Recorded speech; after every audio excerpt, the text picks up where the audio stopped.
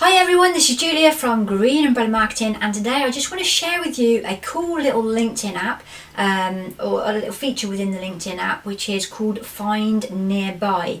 Now if you're into networking, say if you're doing, I don't know, Chamber of Commerce, or you're going to some sort of event or seminar or something like that, and you want to connect with people locally, there's a little feature you can now use within LinkedIn which has been up and running for about 2 or 3 months now, but it's really cool. So let me show you how this works. So the first thing you want to do is click on My Network. So if you click on My Network, next thing you see right in the middle, just up here where it says Find Nearby, if you just click on there, you can see then it starts sending out these like beacons, say who's nearby, who's nearby.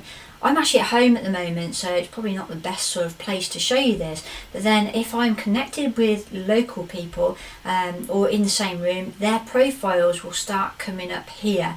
And then I can click and send an invitation to those. I can view their profiles and stuff like that as well. So rather than actually giving people business cards, I can actually send out a local nearby, and I can do the app just on the phone, which I think is really quite cool.